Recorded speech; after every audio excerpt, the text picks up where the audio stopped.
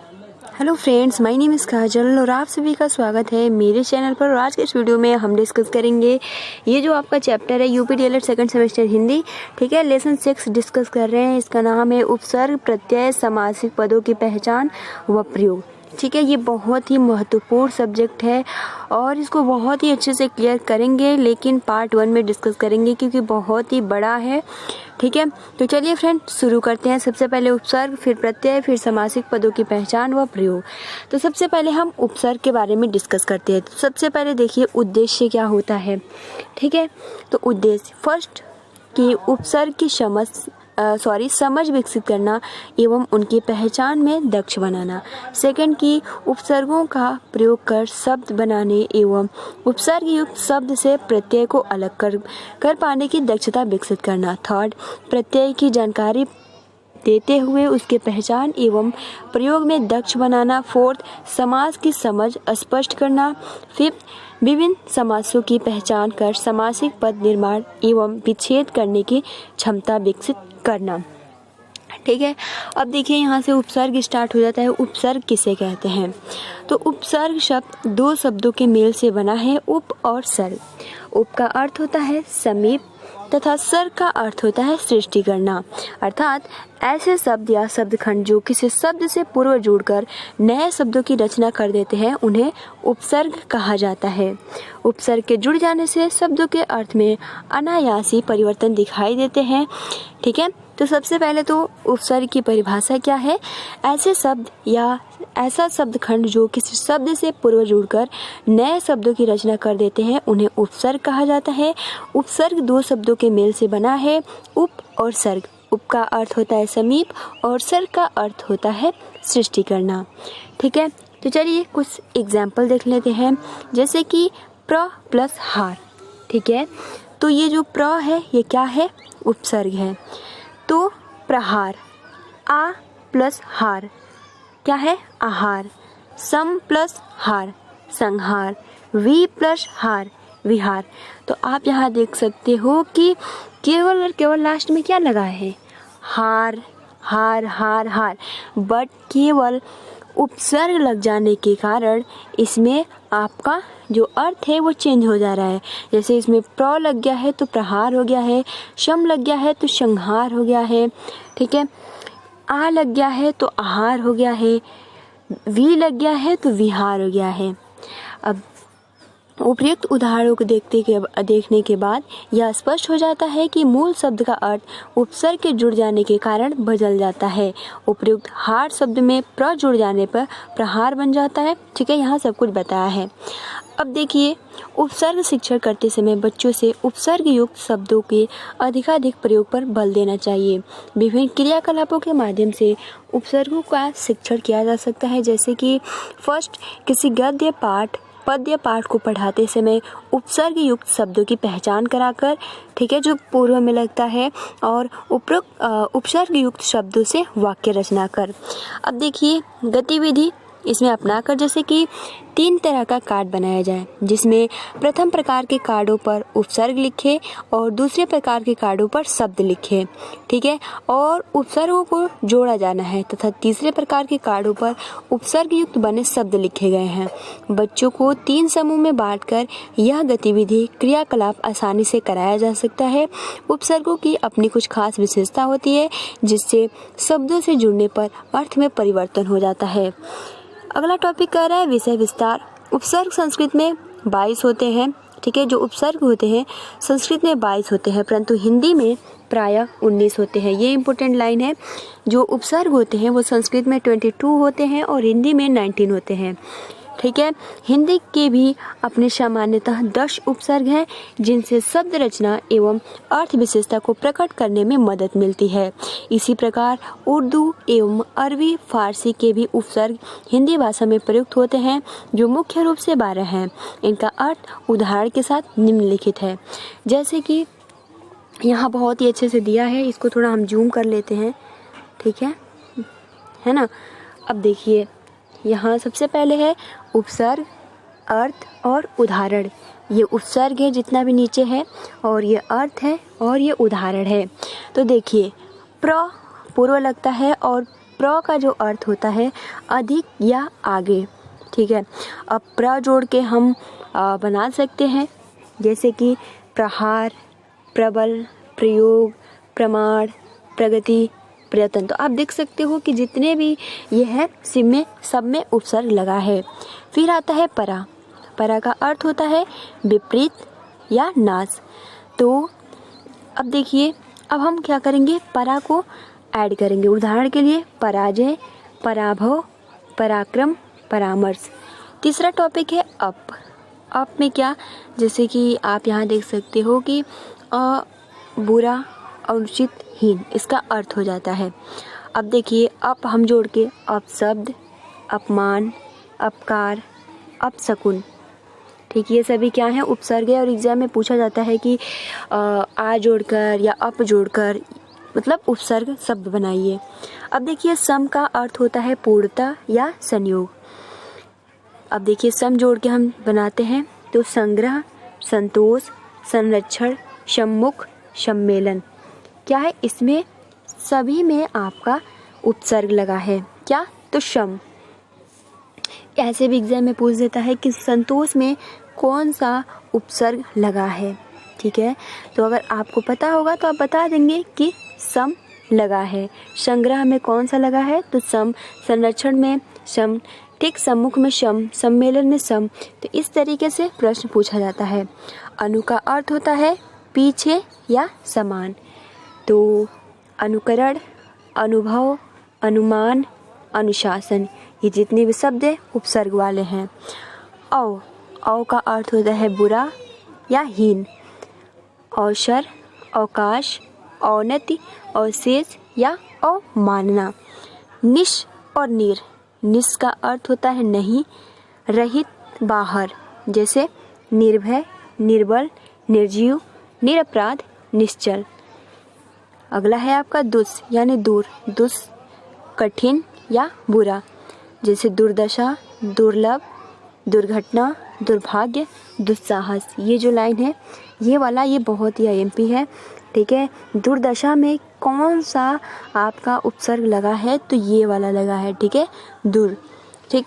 दुर्लभ का इसमें भी यही लगा है, दुर्घटना का यही लगा है, तो दुस्साहस का ये वाला हो जाएगा, ठीक है। तो ये ध्यान रखने वाली बात है। अब देखिए, वी का अर्थ हो जाता है, वो होता है विशेष या भिन्नता, जैसे कि विनाश, विज्ञान, जो विज्ञान शब्द होता है उसमें भी उपसर्ग लगा है। वियोग, विशेष, विमुख, विनय। अगला पॉइंट है आड़ या आ, ठीक। आड़ का अर्थ होता है तक या सहित, जैसे कि आगमन, आजीवन, आरक्षण, आमरण। अगला है आपका नी का अर्थ होता है भीतर, नीचे, निषेध, निवास, नियम, निदर्शन, निकृष्ट, निवारण, निबंध।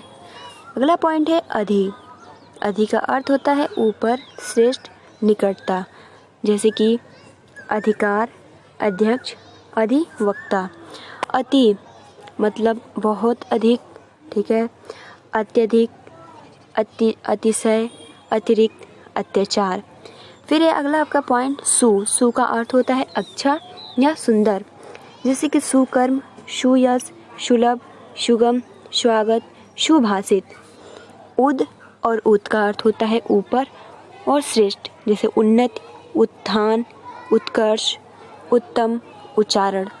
प्रति का अर्थ होता है विरुद्ध, सामने या बार बार, जैसे कि प्रतिकार, प्रतिकूल, प्रत्यक्ष, प्रतिक्षण, प्रत्येक। परि का मतलब होता है चारों ओर, परिक्रमा, परिचय, परिपूर्ण, परीक्षा, परिवार। उप का अर्थ होता है निकटता, सहायक, गौड़, ठीक है, जैसे उपकार, उपचार, उपग्रह, उपवन, उपमान। अगला आपका पॉइंट है अभी का मतलब होता है चारों ओर, ठीक है, जिसका अभी से आपका शब्द बन जाएगा अभिलाषा, अभिमान, अभियान, अभ्यास, अभिशाप। तो ये जितने भी पॉइंट है ना बहुत ही इम्पोर्टेंट है, ठीक है गाइस। ये जितने भी थे क्या थे, संस्कृत के उपसर्ग थे।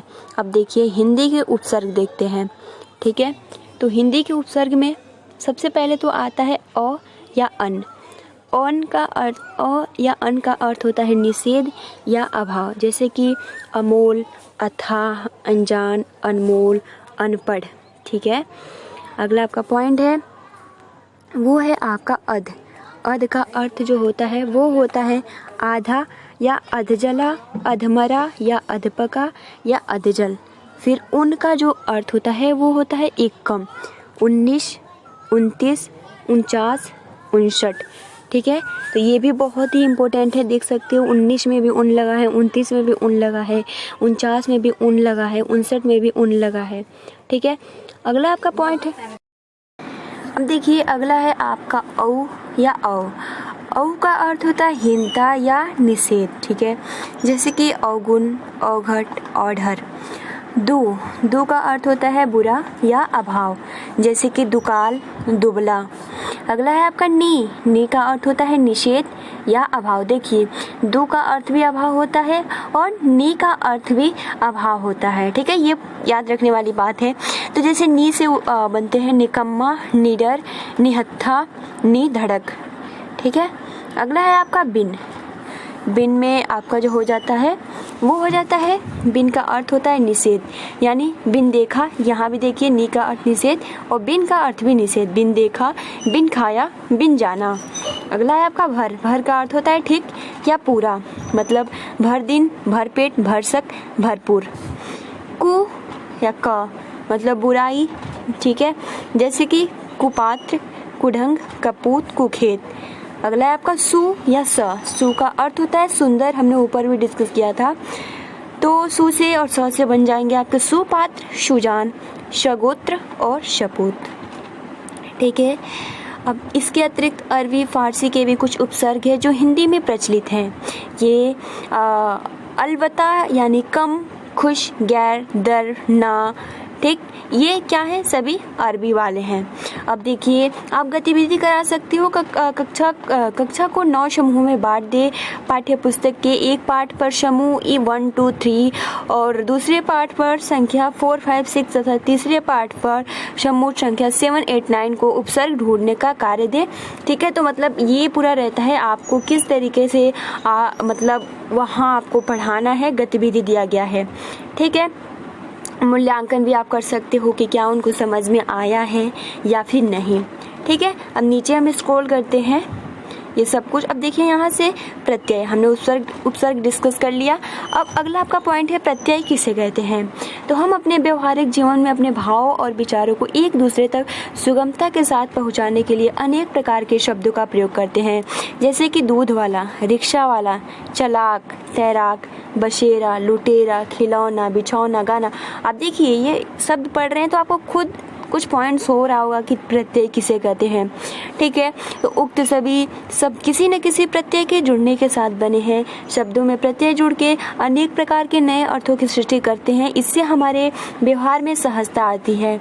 ठीक है, जैसे कि बच्चों के शुरुआती शिक्षा के क्रम में यदि प्रत्यय की जानकारी हो जाती है तो बच्चे एक शब्द से अनेक शब्द स्वयं मतलब बना सकते हैं तथा आवश्यकता पड़ने पर प्रयोग मतलब अपने जीवन में उसका प्रयोग भी प्रारंभ कर सकते हैं।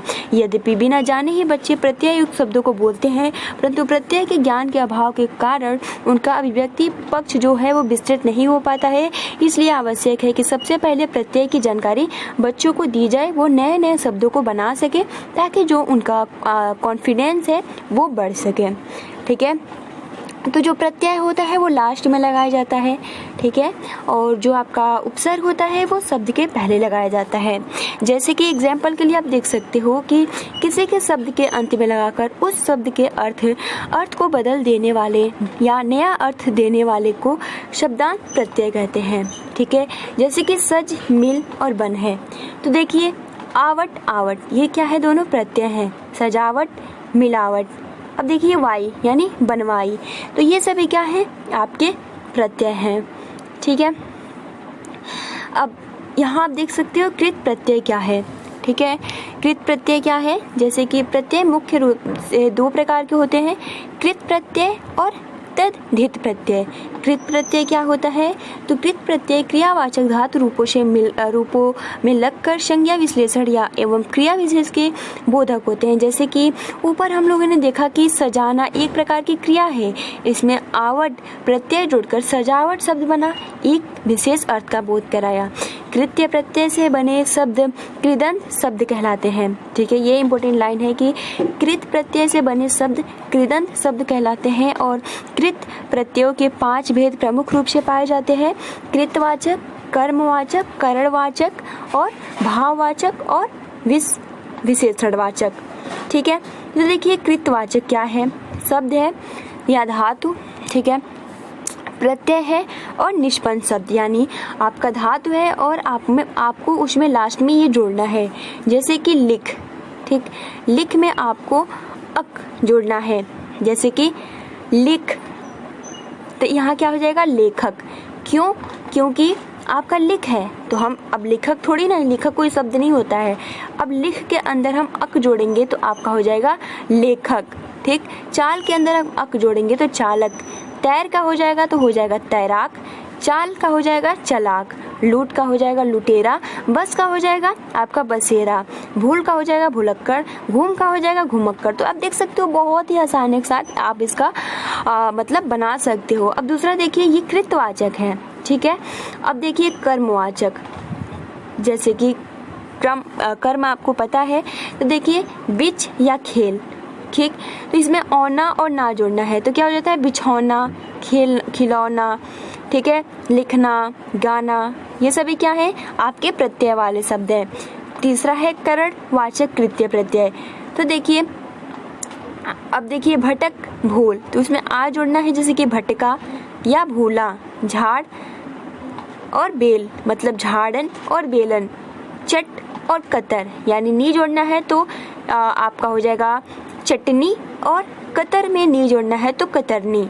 चौथा है आपका भाववाचक कृत्य प्रत्यय, यानी रट और गढ़, आपको अंत लगाना है तो रटन और गढ़ंत। लिख और चल और पढ़। ठीक है, तो इसमें आपको क्या जोड़ना है? लिख, लिख में हो जाएगा लिखा, चल में हो जाएगा चला, पढ़ में हो जाएगा पढ़ा। कम मतलब कमाई, लिखाई, चढ़ाई। थकावट, मिलावट, बनावट। ठीक है, बुलावा, पहनावा और चलावा। आप देख सकते हो बहुत ही आसानी के साथ ये सभी क्या है? भाव हैं। ठीक है, अब देखिए विशेषण, तो जैसे कि गोप, पट, करड़, यानी गोपनीय, पठनीय। ठीक है, करणीय, दया, कृपा, इसमें आलू जोड़ना है, दयालु, कृपालु। ठीक है, लिख में वाला जोड़ना है तो लिखने वाला, गाने वाला। दंड, ठीक है, अड़ मतलब दढ़ियल, अड़ियल। ये सभी क्या है? आपके प्रत्यय। तो ठीक है, ये 5 प्रकार के होते हैं प्रत्यय, जो कि बहुत ही इम्पोर्टेंट है। अब मूल्यांकन भी आप कर सकते हो इस तरीके से।